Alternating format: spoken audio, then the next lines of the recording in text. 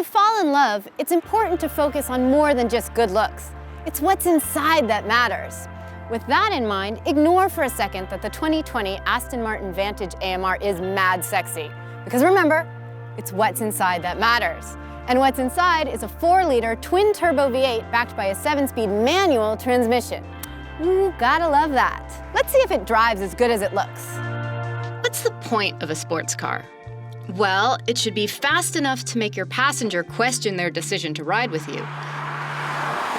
But it should also be nimble enough that after that first turn, the passenger sits back and enjoys the ride. Oh, and it should stand out in a crowd. That last one is where the 2020 Aston Martin Vantage has a dogleg up on the competition. In a sea of Corvettes, Porsches, and even F-Type Jaguars, the Vantage offers distinctive and highly customizable exteriors and interiors. Aston is hoping the combination of modern styling with brand legacy will make the Vantage appeal to collectors, racers, and daily drivers. AMR is Aston Martin's performance brand, similar to AMG for Mercedes or M for BMW. While AMR has done power upgrades to previous Aston models, the modifications to the Vantage are primarily cosmetic.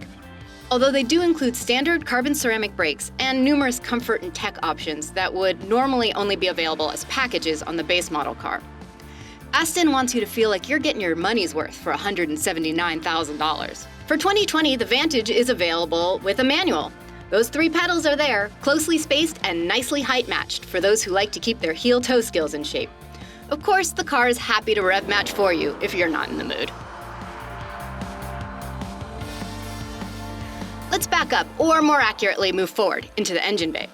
The Vantage engine in the manual AMR is the same as in the automatic car, a twin-turbo 4-liter V8 from Mercedes AMG GT. Offering 503 horsepower, this potent 8-pack will take the Vantage from 0 to 60 in 3.9 seconds and tops out at 200 miles per hour. Which, by the way, is 5 more than the automatic version, because it has different gearing in the transmission and the differential. But the acceleration to get there is just a smidge longer. From the outside, the Vantage is appropriately snarly, but inside the cabin, it's civilized, aside from a light snick-snick of the shifter and the occasional cherry bomb of an exhaust pop on deceleration. Aston is using the Graziano 7-speed it used in previous Vantage manuals, notable for its race car-inspired dogleg shift pattern. Instead of an H pattern where first goes to second, in a dogleg, first is off to the side and second goes straight back to third. It's faster on a racetrack where you don't really need first that often. Once you're on the road, both engine and suspension can be adjusted in one of 3 modes: Sport, Sport Plus, and Track. Changing modes affects the throttle response, the traction control, and the chassis damping. The car is firmly sprung even in its street driving setup, leaving little reason to change suspension settings on the street. But if you change the engine modes, ooh, it's hoon in heaven. It really gets louder in the Sport Plus and Track modes.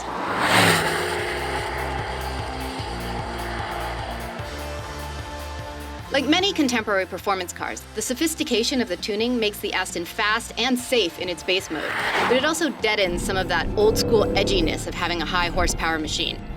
The Sport Plus setting has a more aggressive throttle mapping and a less attentive wheel spin monitor. Aston's chief engineer, Matt Becker, described it as more urgent. We'd call it the tire smoke and trouble setting.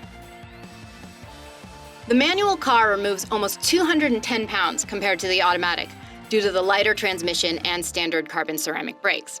The springs are lighter in the rear, the roll bar is stiffer to make up from the switch from an electronic differential to a mechanical limited slip rear, and the dampers were revalved and retuned. Even the brake booster was redone to allow for a more subtle heel-toe experience. The resulting car feels well-matched and is comfortable to drive, while offering all the terror you'd want from a stick-shift V8 with just a click and a hold of the ESP stability control button. You might be tempted to choose the AMR model not just for its manual transmission, but also because it's only available for 2020 in just 5 design specs, so you don't have to make so many decisions. One of those special editions, the Vantage 59, celebrates Aston Martin's 1959 win of the famous 24 Hours of Le Mans race. Those are sold out, which makes for even fewer hard choices. Materials in the Vantage are top-notch. Soft leathers and even softer Alcantara with smoky brushed metal accents and glowing glass buttons that are half spaceship and half grandma's prized crystal. It's a little busy in the center, what with all the buttons and knobs and dials, and if you don't take advantage for the options of bright accents and trims, it's dark as the mine in a Johnny Cash song. Comfort-wise, the Vantage is best for folks of middle stature, who will have the most headroom and the most visibility around the front roof pillar. But even those on the higher and lower rungs of the ladder will be able to adjust the seat to a usable driving position. While memory seats are standard, heated 16-way adjustable seats are an option, and they're well worth it if you're a tall or short buyer, or if you just like a warm bum. As a daily driver, the Vantage is conveniently sized, and a combination of big mirrors and a wonderfully clear 360 and backup camera make parking and maneuvering easier than one would expect from a sporty car. Don't go looking for too many modern minivan driver helpers, though.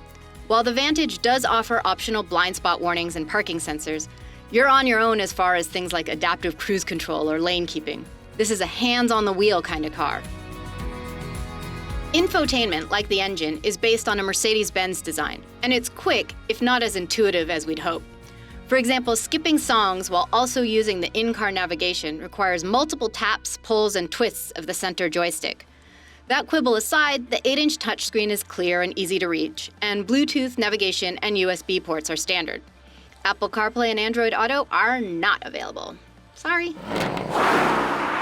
The whole point of the Vantage with its manual transmission and grumbling V8 is to entertain yourself while driving, somewhat of a rare focus in today's automotive market. Cars, even sports cars, are safer and more reliable than ever before. But if we go back to what they should be, a little scary, a little challenging, a way to stand out from the crowd, not many fulfill that promise.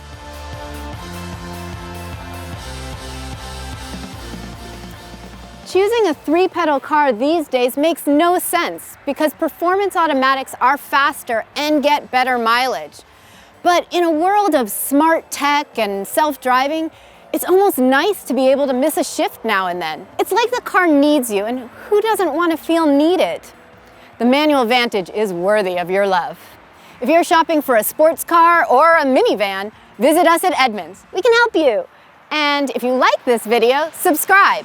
Ooh, and follow us on Facebook, Instagram, and Twitter.